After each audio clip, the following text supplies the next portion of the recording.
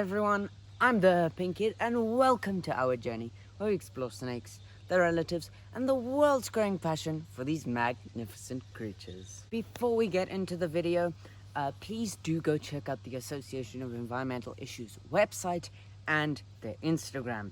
I started this association and our mission is to, combat environmental issues such as climate change, pollution and poaching.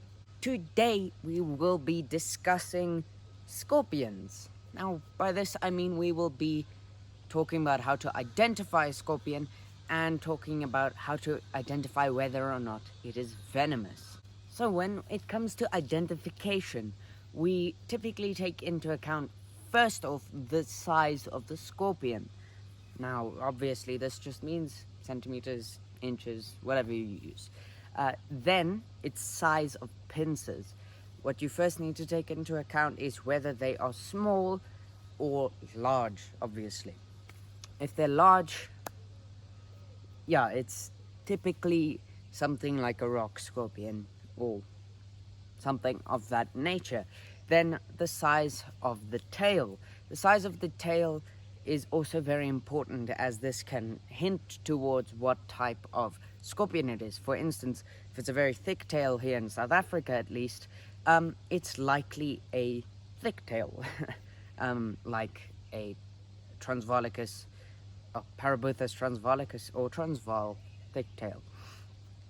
Then the size of the stinger itself and the length of the stinger is also very important. The color is extremely important because sometimes two scorpions look very much alike but have different sort of colors. Now, with the colors, one really needs to get down with the nitty-gritty aspects of it, because you need to, even sometimes it's ever so slight, like a white scorpion and a cream scorpion, and the cream one is the deadly one and the white scorpion is non-venomous or something of that nature. Then there is also visible texture. Now by this I mean, if you can see a scorpion looks rough, that could hint towards what it is, such as the rough thick tail or the Parabuthus granulatus here in South Africa. It's a very rough sort of texture, as the name would suggest.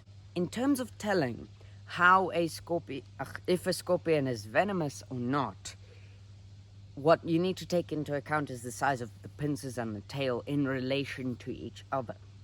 Now, if the pincer is very, very large and the tail is very thin and small, it is typically non-venomous. Now, the reason for this is because if they have really big pincers, they don't need to have very strong venom to catch their prey. And then obviously vice versa is what the venomous scorpions will be. So small pincers and a large tail, such as the Parabuthus granulatus or the Transvaal, the rough thicktail, or even the Transvaal thicktail or Cape thicktail. Those are three of our most dangerous scorpions, and they have very large tails in comparison to their tiny pincers.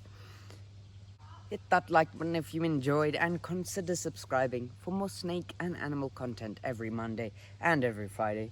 And I will see you next time.